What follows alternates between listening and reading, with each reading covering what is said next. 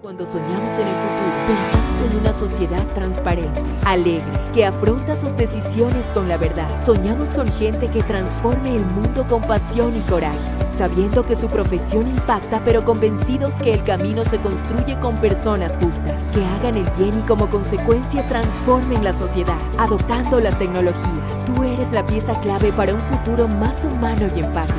Ven, únete al cambio y sé parte de algo más grande. Universidad de Hemisferios.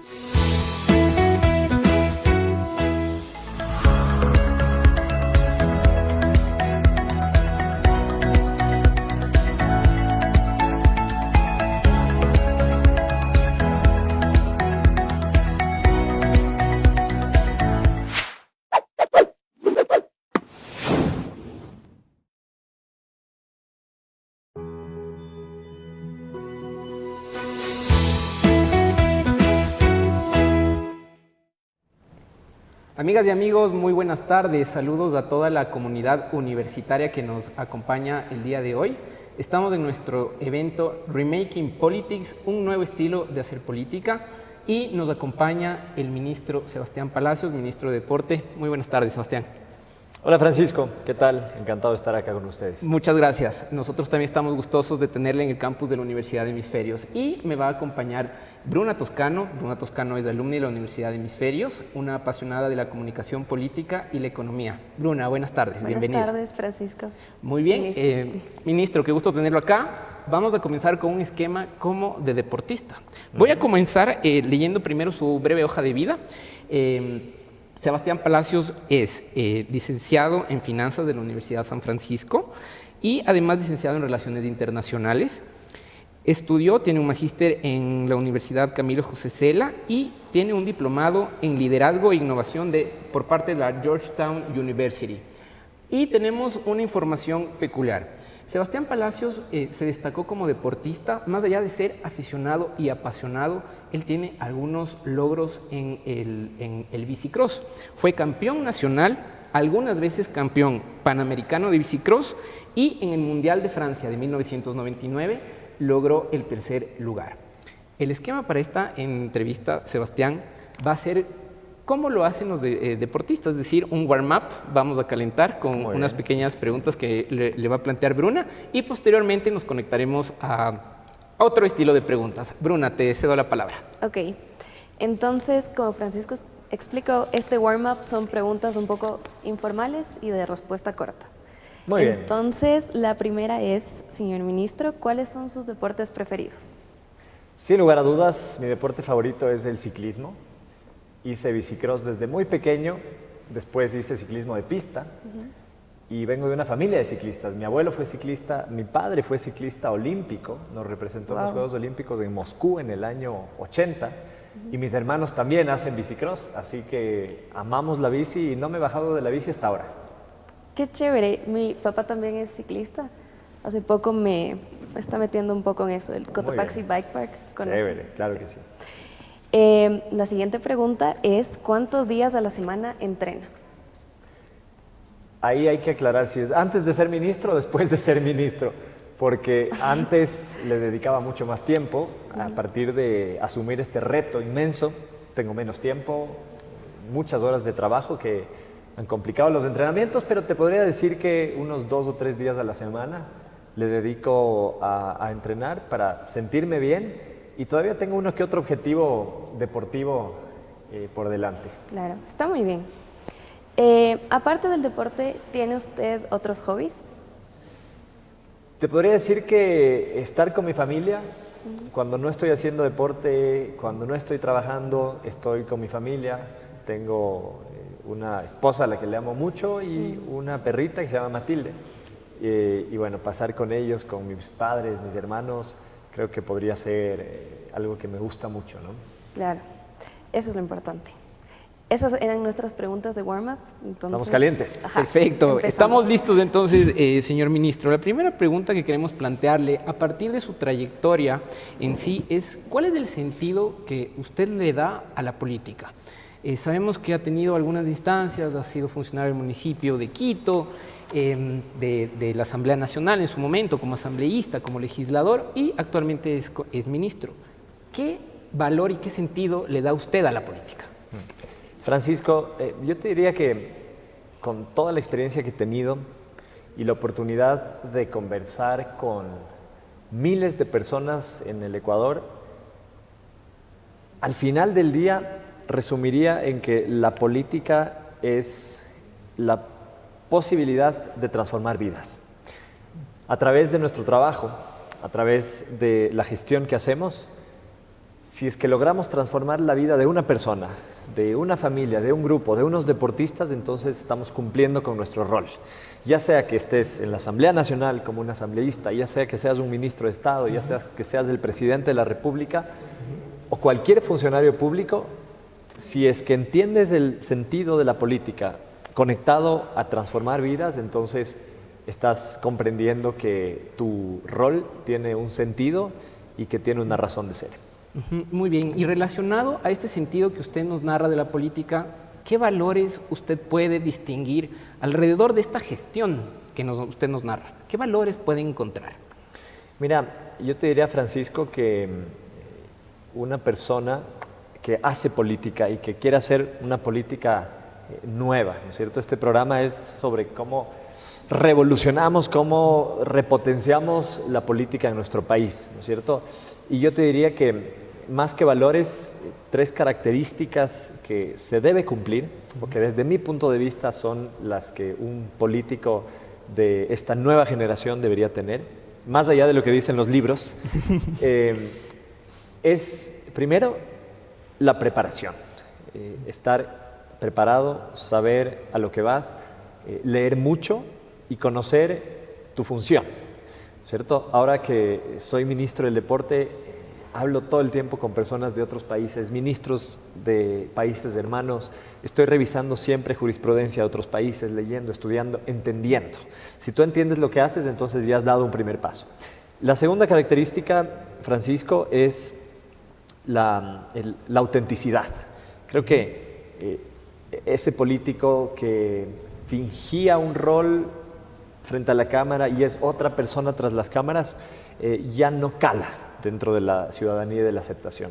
El político que es ese mismo, el político que antes de ser político es un ciudadano, me parece que es el que se conecta mucho más con la gente, ¿no?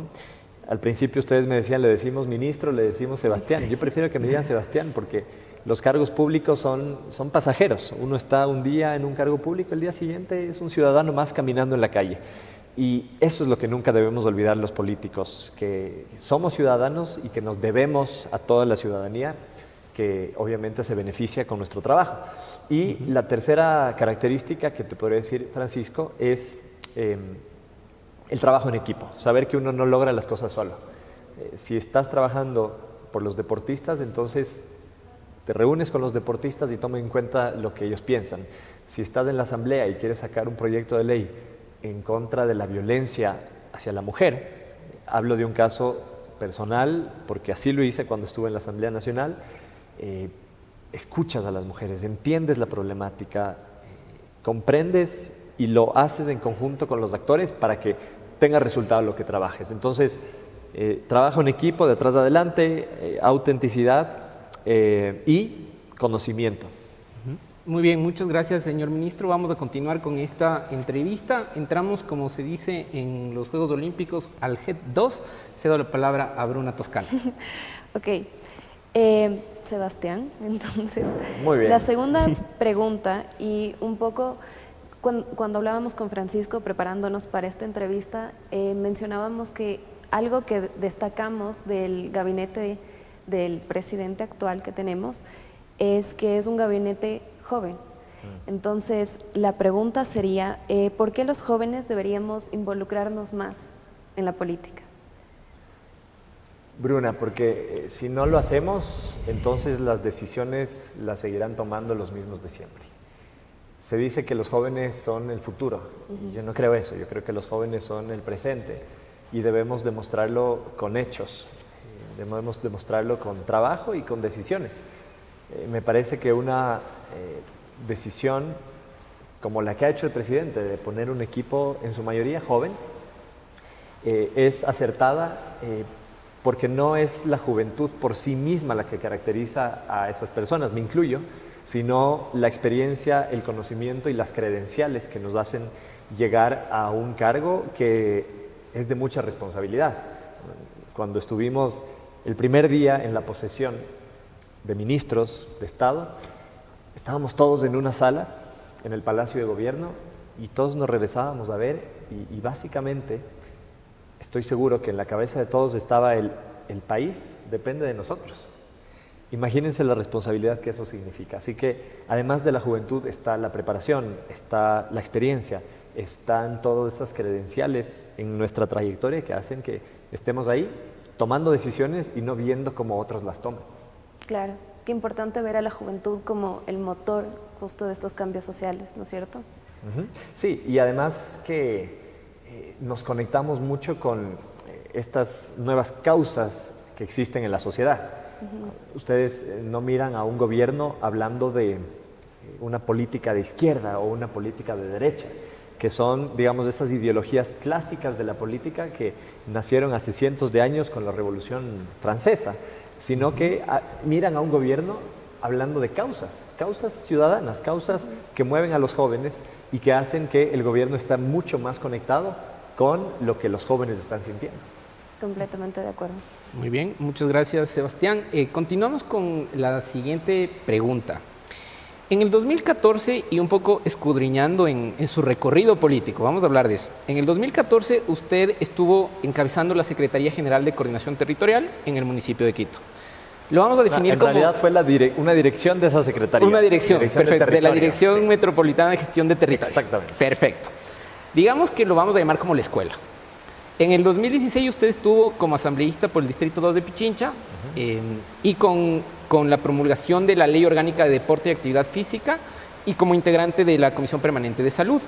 Y en el 2021, es decir, en la actualidad, es ministro. Es decir, hay como, para ponerlo como una metáfora o una comparación, como escuela, colegio y universidad. ¿Qué puede destacarnos usted de sus aprendizajes? ¿Qué ha aprendido como ser humano en cada uno de estos estamentos que hemos mencionado? 2014, 2016 y 2021, Sebastián. Incluso podemos volver al kinder, el preescolar y muy bien, y la al inicial, perfecto. Porque tenía oportunidad también de trabajar para un organismo internacional, para la OEA. Tuve la oportunidad también de trabajar en el servicio público, en el registro civil, en su momento en el área de gestión internacional. Y antes de eso, incluso cumplí un sueño ya desde lo privado, que era ser entrenador de bicicross. Cuando me gradué de la universidad, lo primero que quise hacer es dar todo mi conocimiento y mi pasión por el deporte a niños, y no solo a niños, a alumnos. Tenía niños de 4 años hasta señores de 40 años que aprendían de mis enseñanzas como entrenador de bicicross. Así que un poco hacia atrás la experiencia que he tenido. Y te puedo decir, Francisco, que algo que he aprendido o de lo que me he nutrido gracias a todas estas experiencias es justamente entender ese sentido del servicio público. a veces no se comprende, ¿no es cierto? Porque uno mira a un funcionario público en una ventanilla, a veces uno puede tener una opinión, buena o mala, del funcionario público, pero lo importante es que nosotros comprendamos que el rato en que estamos en el servicio público, nuestro rol, y vuelvo a lo del principio, es transformar vidas. Cuando yo estaba en el municipio y desarrollamos un proyecto que se llamaba Megamingas, llegábamos a hacer mingas con la comunidad y nos uníamos municipio y ciudadanía y barrios para trabajar en conjunto, para trabajar en equipo. Me van a oír hablar mucho de trabajo en equipo porque creo que es la única forma de llegar lejos. Entonces ahí comprendes que el servicio público es para cambiar la vida de la gente de los barrios.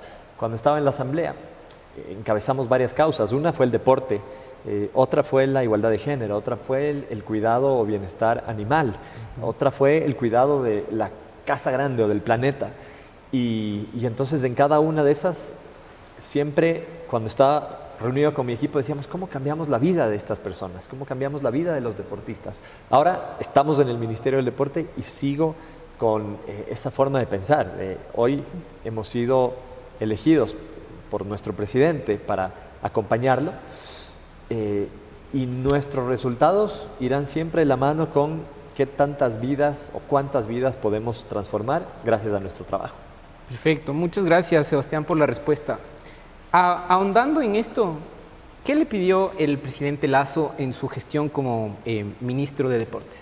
¿Cuál es la petición que le ha hecho el presidente Guillermo Lasso? Trabajar en el deporte en su integralidad, no mirar solamente el desarrollo del alto rendimiento de nuestros deportistas que ganan medallas en campeonatos mundiales, en Juegos Olímpicos o Juegos Paralímpicos, sino que vayamos al verdadero sentido del deporte en la transformación de un país. Y esa es la visión que tenemos, tanto el presidente como, en este caso, el ministro y el Ministerio del Deporte. Mirar al deporte como una potente herramienta de desarrollo. ¿Por qué? Porque a través del deporte logramos un país sano, logramos un país alejado del consumo de las drogas, un país inclusivo, porque el deporte es una gran herramienta para lograr la inclusión.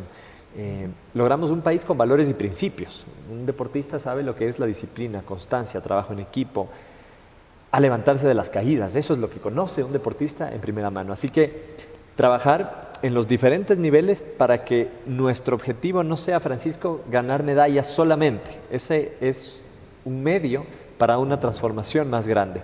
Nuestro objetivo verdadero, y ese fue el pedido del presidente, es, Sebastián, logremos que más niños crezcan haciendo deporte porque así transformamos el país desde sus bases. Perfecto. Muchas gracias, Sebastián, por esa respuesta. Bruna, te cedo la palabra. La siguiente es un poco informal, pero todo cargo tiene la parte profesional, sobre todo siendo ministro, gran responsabilidad. Lo que nos preguntamos es, ¿qué es lo que le entretiene de esta posición, de estar en el ministerio? ¿Cuál destacaría que es la parte como más dinámica? Yo te diría, Bruna, que es la pasión por el deporte. Yo soy dichoso y feliz de decir que trabajo en el mejor ministerio, porque desayuno deporte, almuerzo deporte, ceno deporte, todo el día paso hablando de deporte, y lo más lindo es cuando conversas con deportistas y los deportistas te dicen, ministro, buen trabajo, ministro, lo está haciendo bien, ministro, claro, notamos un cambio, ahora las cosas se están haciendo diferentes. Creo que si combinas la pasión con el orgullo que sientes cuando un deportista sabe que el trabajo se está haciendo bien, entonces eso es lo que me motiva día a día para trabajar. Claro. Muy bien, gracias. Seguimos con el ministro de Deportes, Sebastián Palacios. Vamos a continuar con otro toque de pregunta. Vamos a hablar del legado que a un ser humano, en este caso el recorrido del ministro nos permite hablar de eso a partir de su experiencia, ya lo ha mencionado en el registro civil, en el municipio de Quito, en el área legislativa y actualmente en el Ministerio del Deporte, que además, digamos, el más sano de los ministerios, esperemos. ¿Qué legado usted dejó en la Asamblea, señor ministro, y cuál es el legado que va a dejar actualmente en el Ministerio del Deporte? ¿Y por qué tendríamos que hablar de legado? ¿Por qué un político tiene que hablar de legado? Yo creo que uno deja un legado en su vida, ¿no? No necesariamente siendo un político. Tú, Francisco, seguramente quieres dejar un legado en la universidad como profesor. Bruna en su momento como alumna y en su experiencia laboral también. Y te podría decir que dentro de la asamblea dejé dos legados. Uno que es más bien del sentir, del paso de un asambleísta joven, con otra forma de trabajo, con un ritmo mucho más rápido, al que no le tenían mucha fe al inicio. Al principio, cuando teníamos reuniones y teníamos asambleístas con mucha experiencia de muchos años, me veían y quizás decían como el jovencito que viene a experimentar un poco. Pero dejamos ese legado de demostrar que la juventud, si se prepara y si es que conoce lo que está haciendo, entonces puede lograr cosas importantes. Y el otro legado, ya mucho más práctico, es el haber logrado que en mi paso por la asamblea se apruebe un incentivo tributario para empresas que invierten en el deporte. Es el incentivo tributario de doble deducción del impuesto a la renta, y lo que busca es que el deporte no solo dependa del recurso público, sino que cada vez las empresas se animen a apostarle más al deporte. Se animan por, digamos, un beneficio comunicacional, de marketing, de publicidad, pero ahora, gracias a este incentivo, se animan también porque tienen un beneficio desde el punto de vista tributario. Así que esos te podría decir que son los legados. Y ahora en el Ministerio del Deporte, el legado que busco, sin lugar a dudas, es que se sienta que el ministerio está cerca de los deportistas. Parecería algo sencillo, pero es algo que nunca ha existido. Que los deportistas, después de estos 4 años, digan: hemos tenido un ministro, hemos tenido un ministerio que ha estado siempre cerca de nosotros, escuchándonos, brindándonos las herramientas que necesitamos para desarrollarnos, y que juntos lleguemos a demostrar que el deporte es una herramienta de desarrollo. Si es que al final de los 4 años el país entero, los deportistas, comprenden que el deporte es una prioridad de Estado, que el deporte incide en nuestras vidas, incide positivamente, entonces habremos hecho un buen trabajo, más allá de las medallas, más allá de los próximos Juegos Olímpicos, más allá de la cantidad de deportistas que podamos desarrollar. Creo que el legado que queremos dejar es ese, que el país entero entienda y que el Estado comprenda que el deporte es una prioridad. Perfecto. Muchas gracias, Sebastián. Seguimos con nuestras preguntas. Sí. Quiero conectar 2 preguntas. La primera es, justo pensando en estos incentivos a los deportistas, ¿también hay algún plan, por decirlo así, de los deportistas después de los torneos? ¿O qué va a ser de la vida de los deportistas después? Y de mano con esta, siento que muchos de nosotros estamos asombrados con los Juegos Olímpicos y Paralímpicos. Si no ha sido la mejor participación del Ecuador, podría decir que de las mejores. ¿Cuál es su plan para que nos mantengamos así y mejor? Sí, Bruna, es la mejor participación de Ecuador en unos Juegos Olímpicos y en unos Juegos Paralímpicos. Nuestros deportistas han hecho historia, han roto récords a nivel nacional y a nivel latinoamericano. La primera mujer en ganar una medalla olímpica, el primer ciclista en Ecuador y en Latinoamérica en ganar una medalla de oro olímpica, la primera medalla o las primeras medallas en Juegos Paralímpicos de la historia del país.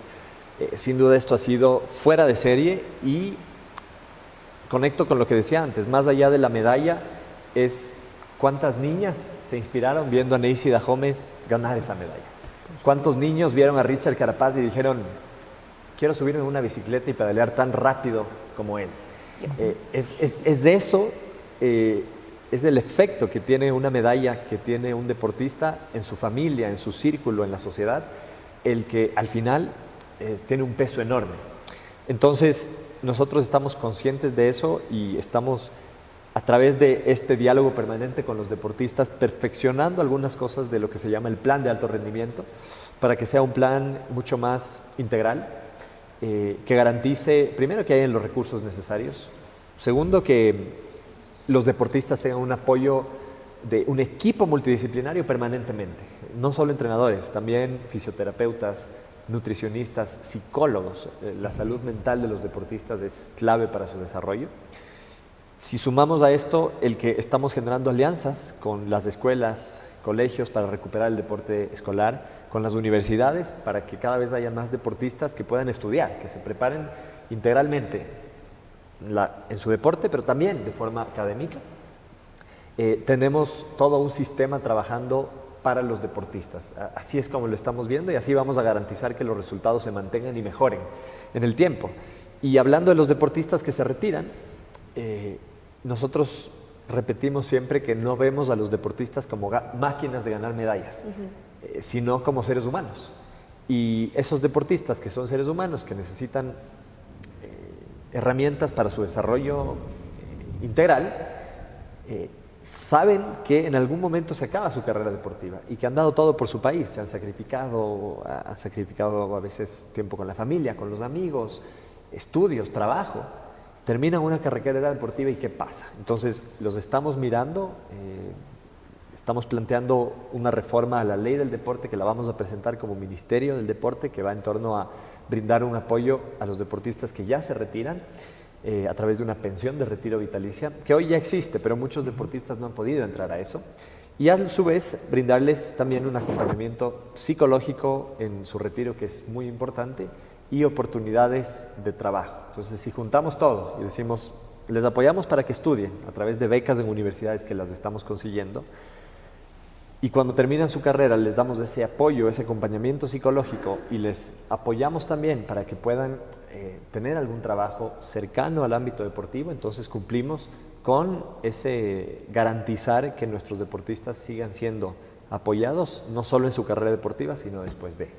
Claro. Qué gratificante pensar en que se pensó en toda la estructura de lo que es la participación de los deportistas en el país. Muy bien, retomamos el momento deportivo que estamos viviendo como país. Solo vamos a recapitular nombres. Usted ya lo mencionó, Sebastián Richard Carapaz, medalla de oro en ciclismo de ruta, Daisy Dahomes, medalla de oro en halterofilia, y Tamara Salazar, medalla de plata en los Juegos Paralímpicos, que también nos han causado asombro y alegría. Paulette Méndez, impulso de bala, medalla de oro en impulso de bala, con récord mundial y récord paralímpico. Anaís Méndez, su hermana, usted menciona la familia y también hay que mencionar aquí, la hermana de Paulette Méndez, Anaís Méndez, tiene medalla de plata en impulso de bala, y Kiara Rodríguez, medalla de bronce en salto largo. Perdón, hago una corrección. Anaís Méndez es medalla de bronce. Si usted se fija, Sebastián, ninguno es ni de Quito, ni de Guayaquil, ni de Cuenca. Y digamos que en la ciencia política nosotros estamos viendo cómo funciona el Estado en los centros y en las famosas periferias. Cómo el Ministerio del Deporte va a llegar a estos rincones. A Carchi, a Esmeraldas, a Azuay, a Los Ríos, a El Oro y a todo el territorio nacional. ¿Cuál es la estrategia? Y aunado a esto, usted como ministro ha hablado mucho de políticas públicas y muchas veces lo complejo es engranar todo el aparataje estatal. ¿Cómo lo va a lograr el Ministerio del Deporte? Yo le sumaría, Francisco, a esos factores interesantes y que hay que regresar a ver de estos logros, el que la mayor cantidad de deportistas en la delegación fueron mujeres, por primera vez en la historia. Las medallas, si tú sumas, son todas de mujeres y solo una de hombres, que es la de Richard Carapaz. Y las mujeres que han ganado medallas son afroecuatorianas. Entonces, insisto, son factores que hay que también tomar en cuenta dentro de todo este análisis poblacional relacionado al deporte. ¿Cómo lograr que el deporte se desarrolle no solo en la capital o en las ciudades más grandes? Existe un concepto, que no solo es un concepto, es una realidad, que es la desconcentración y la descentralización de funciones. El Ministerio del Deporte tiene unas coordinaciones zonales regadas en el territorio. El gran problema es que cuando llegamos vimos que esas coordinaciones zonales son oficinas, ¿no es cierto? Pero se habían convertido en oficinas de paso de documentación. No eran lo que tienen que ser, que son brazos gestores del Ministerio del Deporte. Entonces, cuando alguien iba y tocaba la puerta, le decían, no, váyase a Quito porque ahí la tienen. O sabe que ingrese el documento y le pasamos a Quito, pero ese no es el sentido. Entonces, estamos fortaleciendo estas coordinaciones zonales para que desde los territorios puedan identificar quiénes son los deportistas, qué infraestructura deportiva hay que desarrollar, que puedan comprender cuáles son los clubes, cuáles son los diferentes organismos deportivos que existen en ese territorio y que de esa manera la política pública que se desarrolla desde el Ministerio del Deporte sea bien aterrizada a través de nuestras coordinaciones zonales. ¿Y cómo lograr que la política pública sea parte o se engrane con todo el gobierno? Yo te diría que partimos de una visión conjunta, de esa mirada de entender al deporte como una herramienta de desarrollo y como una prioridad. Si no lo fuera, hoy no hubiésemos tenido un evento en donde el presidente se comprometió, además de darles los premios a nuestros medallistas, se comprometió con dar todos los recursos necesarios para que el deporte se desarrolle. Y cuando entonces compartes la visión, sabes que tus proyectos como ministerio van a ser tomados en cuenta por todo lo que comprende el gobierno nacional y que van a estar siempre alineados a todo un plan nacional que existe dentro del gobierno, a las propuestas que se hicieron en campaña también y, por supuesto, a los objetivos que tenemos trazados de aquí para los próximos 4 años. Muy bien. Muchas gracias por la profunda respuesta, Sebastián. Cedo la palabra a Bruna. Bruna. Bueno, otra pregunta que teníamos pensada también, Sebastián, era precisamente de este tema de la inclusión y de las mujeres.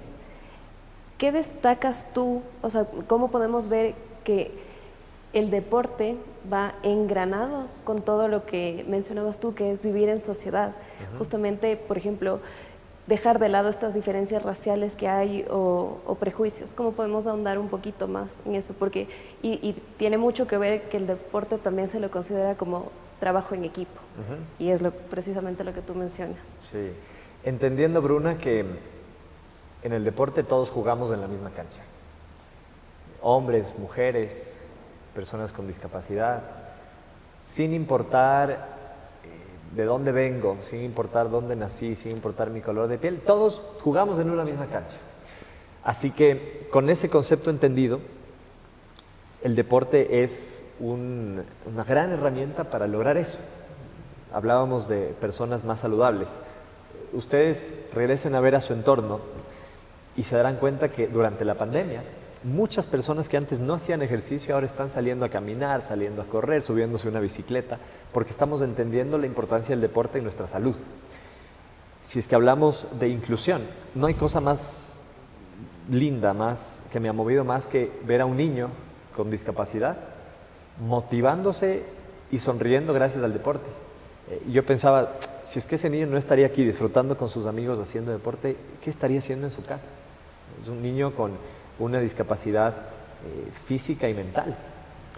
Así que el deporte es una gran herramienta para lograr la inclusión, para lograr también la igualdad de género, para demostrar que las mujeres patean igual de duro que los hombres, que las mujeres pueden correr igual o más rápido que los hombres. En el deporte vemos eso, y cuando tenemos iniciativas como las que lideré junto a un grupo y junto a un equipo de fútbol que se llama Las Ñañas, en la asamblea, declaramos el Día Nacional del Fútbol Femenino. Y a partir de eso vimos cómo el mensaje llegaba a las familias y decían, si es que antes yo decía que mi hija no puede jugar fútbol porque el fútbol es para hombres, oye, tal vez yo estaba equivocado. Y las mujeres sí pueden jugar al fútbol y pueden ser igual de buenas. Así que el deporte también es una gran herramienta para lograr esa igualdad de oportunidades y derechos entre hombres y mujeres. Exacto. Perfecto. Sebastián, estamos viviendo un nuevo momento, me atrevo a decir, en el sentido de que la sociedad ecuatoriana está regresando a ver a otros actores. El Plan 900 no hubiese logrado el reconocimiento y el récord mundial sin la añadidura de los actores privados. Y en este punto, hablando específicamente de deporte, la Universidad de Hemisferios está impulsando con su ministerio, con su cartera de Estado, un convenio para apoyar al proceso de formación educativa, tanto de los deportistas como de sus familias. ¿Cómo observa usted este cambio? Porque si nos metemos a redes sociales, lo más probable es que critiquen a las universidades privadas y critiquen también a las empresas que ayudaron al plan de vacunación. Desde su experiencia, ¿cómo ve usted este giro que está teniendo la opinión pública y la misma gestión pública y que al parecer está dando resultado? Sí, absolutamente. Yo creo que, y he hablado de trabajo en equipo mucho en esta entrevista, porque solamente trabajando en equipo, y se los dice alguien que se formó gracias al deporte, y qué mejor que el deporte para enseñarnos el trabajo en equipo. Y ese trabajo en equipo trasciende al sector público. El sector público es parte de la sociedad, pero la sociedad la componen otros actores. Entonces, qué importante es unir a los objetivos que pueda tener un gobierno, a la empresa privada, a las universidades, a la academia, a los organismos internacionales, incluso, y otros niveles de gobierno. Solamente si es que trabajamos en equipo, y por eso es que somos el Ecuador del encuentro. Lo que nosotros decimos todos los días, el gobierno del encuentro hace un llamado a que todos nos podamos unir, unamos esfuerzos, unamos ideas, unamos recursos para lograr un objetivo. El plan 900, vacunar a 9 millones de personas en 100 días, parecía imposible. Cuando se lo propuso había mucha gente que decía, eso va a ser imposible. Pero se logró, y se logró trabajando primero por el liderazgo de nuestro presidente, pero también por el trabajo en equipo. Entonces, eso tiene que proyectarse en las diferentes carteras de Estado. Nosotros lo hemos hecho y agradecemos a la Universidad de los Hemisferios por su compromiso con el deporte ecuatoriano. Y asimismo agradecemos a todas las empresas que han sumado ideas y que han sumado también recursos. Tenemos empresas que le están apostando al deporte en serio, y así es como tiene que ser, porque solo así logramos que los deportistas en este caso, pero aplica para absolutamente todo, tengan lo que necesitan para cumplir sus objetivos, para cumplir sus sueños y para que todo este plan, toda esta visión que tiene el nuevo gobierno se pueda cumplir. Perfecto, muchas gracias. Bruna, te cedo la palabra. Claro.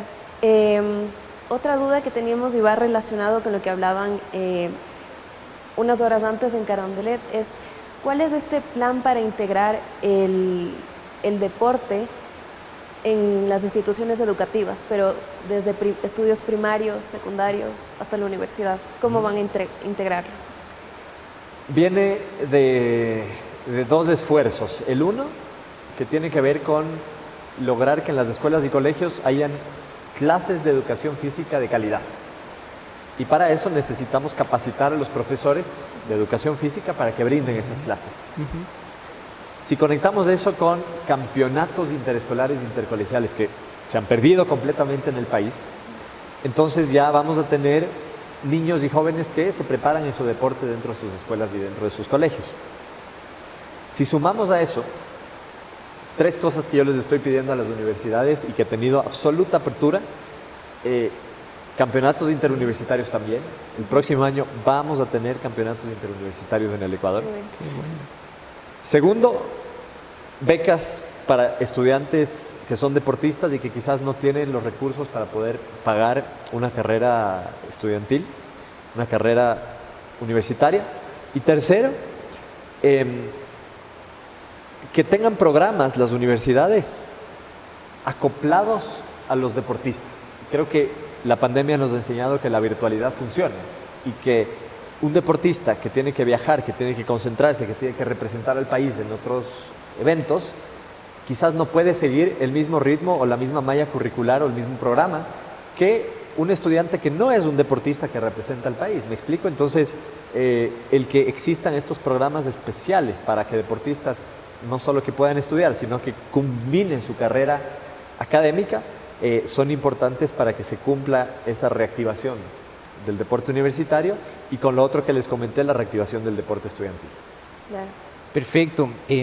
Sebastián, regresando a ver a todo el proceso que tuvo como asambleísta y con la promulgación de la Ley Orgánica del Deporte y Actividad Física, quisiera que nos comente cuáles son los momentos más importantes que usted recuerda para lograr la firma de esta ley.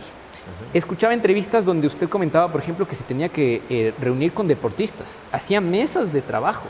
¿Qué implica como asambleísta dar vida a una ley que era necesaria y que puede cambiar el Ecuador?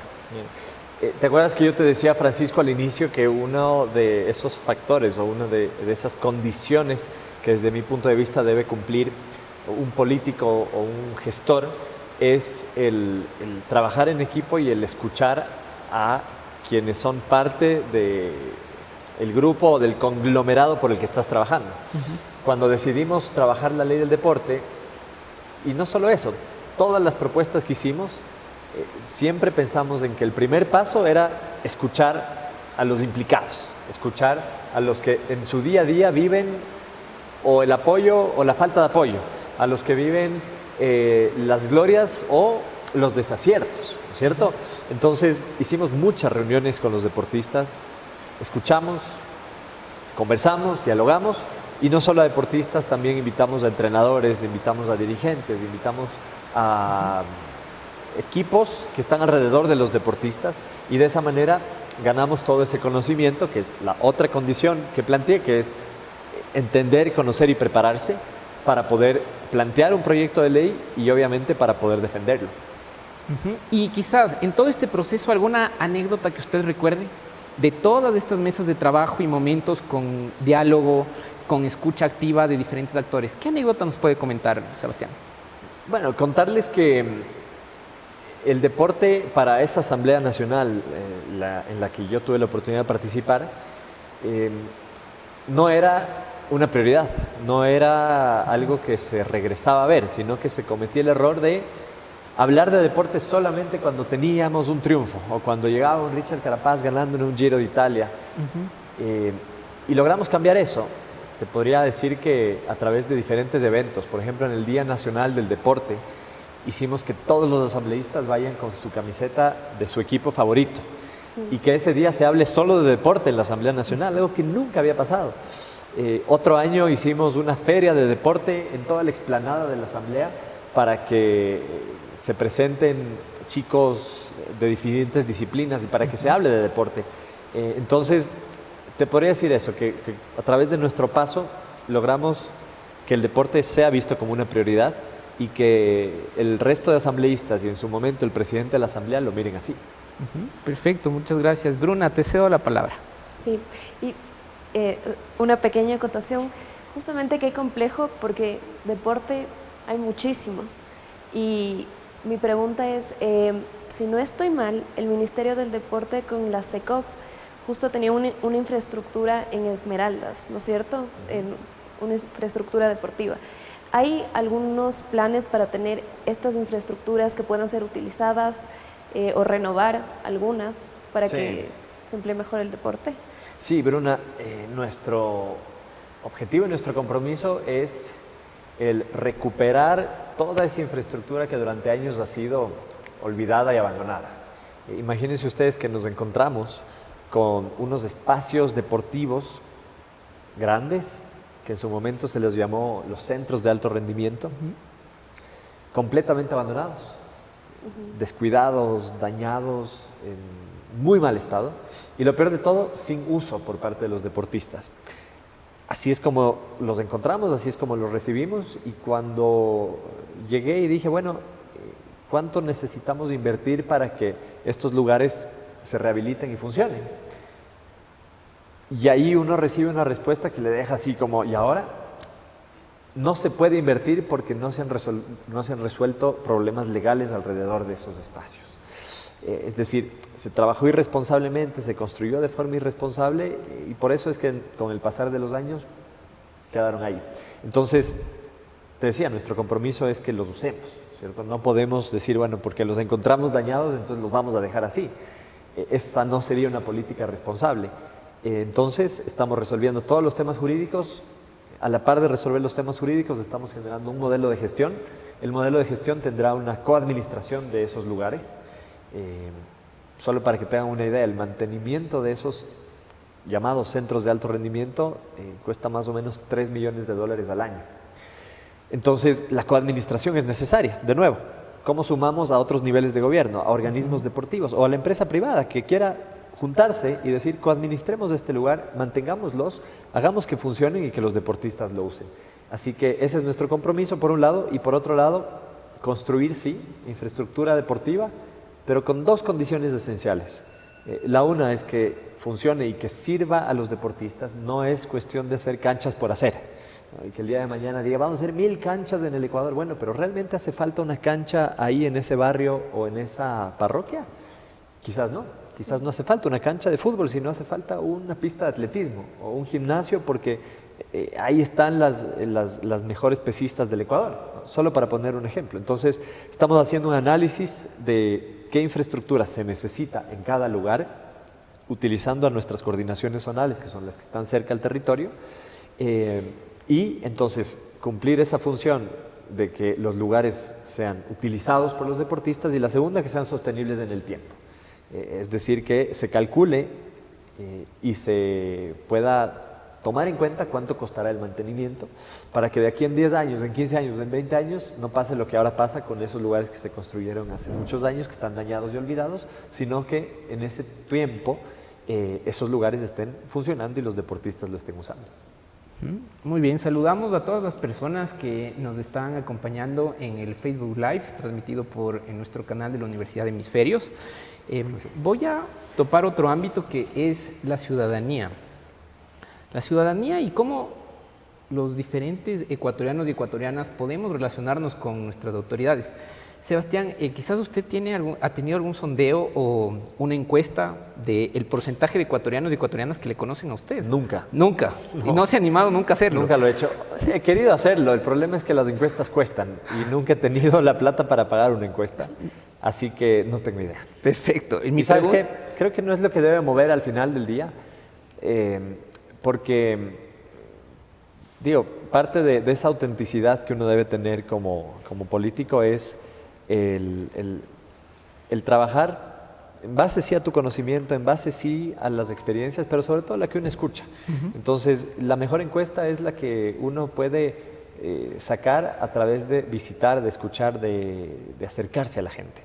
Y por otro lado, tradicionalmente se toman en cuenta los temas de interés dentro de las encuestas para generar una campaña política, ¿no es cierto? Entonces, tú haces una encuesta y dices, en esta encuesta la gente ha demostrado que sus principales preocupaciones son la falta de empleo, la inseguridad, la corrupción y la salud.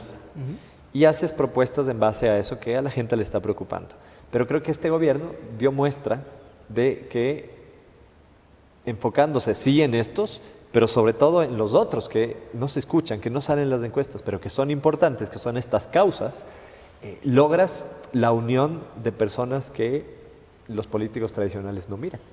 Sebastián, y se acerca a mi pregunta, le cuento que en la Universidad de Hemisferios hemos tenido al actual alcalde de Quito, a algunos asambleístas, a algunos concejales, y yo he escuchado que, por ejemplo, usted era muy cercano cuando vivía en Chimbacalle a los ciudadanos y ciudadanas, es decir, como se dice coloquialmente, gastaba suela, ¿no es cierto? Gastaba suela. Ahora me parece que vive en Tumbaco. Sí. ¿A qué va mi pregunta? ¿Qué debe hacer un político para resultar cercano a la ciudadanía? Porque ahora tenemos redes sociales, Facebook, Twitter, Instagram, hasta otros canales, radio, prensa, televisión, pero a veces tenemos aún esta barrera en la cual las necesidades de los ciudadanos y ciudadanas no llegan a las diferentes autoridades. ¿Qué debe hacer un político para ser cercano a la ciudadanía, cercano a los deportistas, a los estudiantes, a la ama de casa, al señor transportista? ¿Qué debe hacer este político? Identificar muy bien, Francisco, cuál es tu objetivo y cómo unes ese objetivo a lo que la gente está queriendo o lo que la gente está deseando. No hay que olvidarse de las redes sociales. Hoy en día las redes sociales tienen, sin lugar a dudas, una importancia dentro de cómo se pueden comunicar las cosas y también como un medio para recibir críticas, preguntas, consejos, etc. Así que las redes sociales son importantes, pero no hay que descuidar nunca, como políticos, el acercamiento, la cercanía con la gente, el tú a tú, el tocar puertas, el sentarse con la gente y decir, bueno, aquí estoy, ¿cómo trabajamos en conjunto para transformar tu vida? ¿Qué es lo que necesitas? Y en base a esas necesidades, plantear propuestas que sean reales. La credibilidad dentro de la política es clave, así que proponer cosas o plantear cosas que no son reales o que no se van a poder cumplir, cae en la demagogia o cae en ese populismo del cual estamos cansados. Y entonces, si conectas la necesidad, si conectas esa intención que tiene la gente con propuestas claras, reales y realizables, entonces ya cumples con ese rol de cercanía y de, obviamente, tener un plan. Antes de ceder la palabra a Bruna, ¿le vamos a ver en TikTok? Tengo cuenta de TikTok, no soy muy activo, esa sí la uso como muy personal. Porque le gusta bailar, no le gusta bailar, se ve en TikTok, no se ve. He hecho uno que otro baile, es mi esposa la que me obliga a hacer los bailes y las coreografías. Una que otra me ha salido medio bien, así que algo de talento hay. Perfecto, le cedo la palabra a Bruna. Mi pregunta va de esta experiencia personal que compartíamos al inicio cuando mencionó que usted hace ciclismo, ¿no es cierto?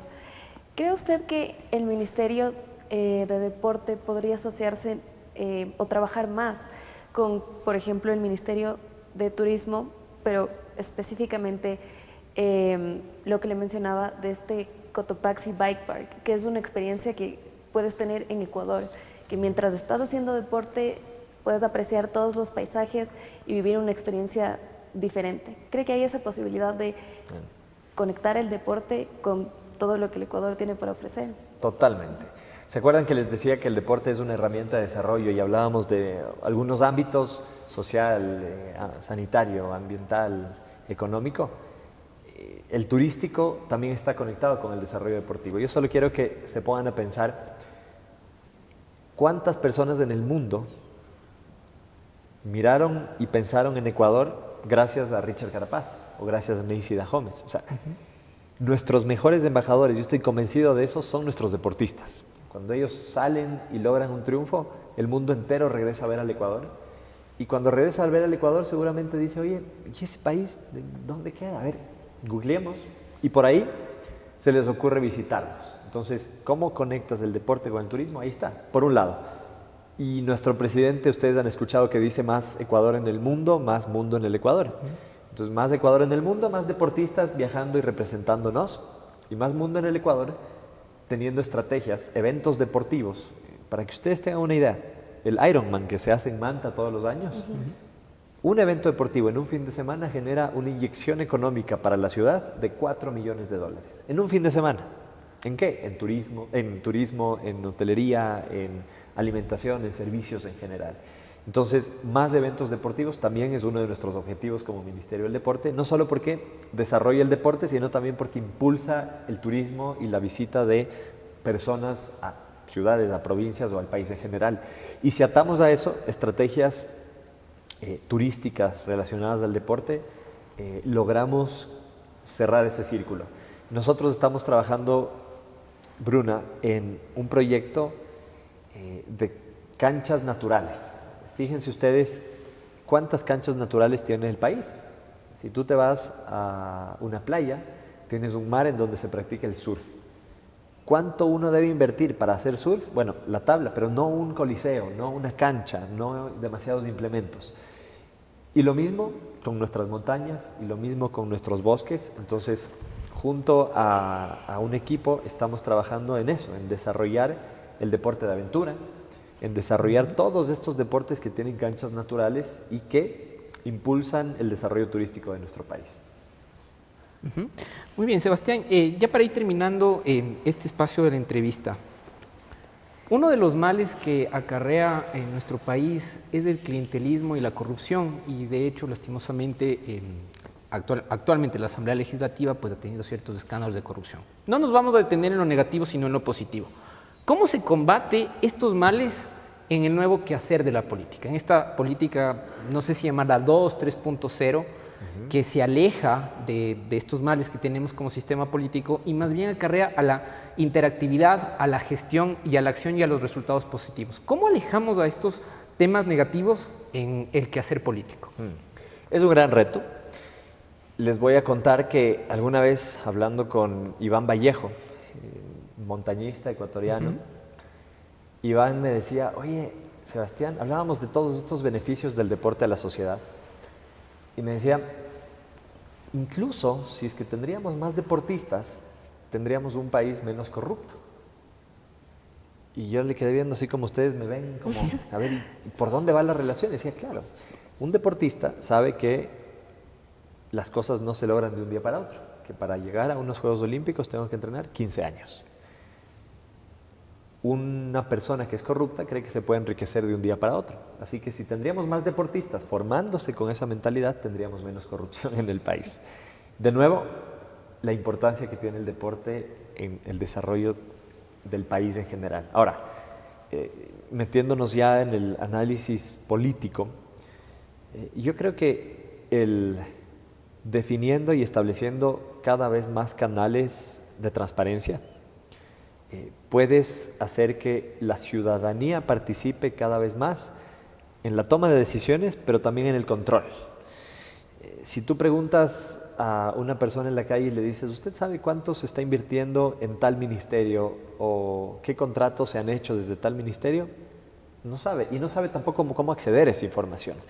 Entonces, el plantear herramientas para que cualquier persona pueda mirar cuántos recursos existen, cómo se están utilizando esos recursos, si es que hubo un contrato, cómo se hizo, quiénes participaron, qué proceso de licitación se hizo, en fin.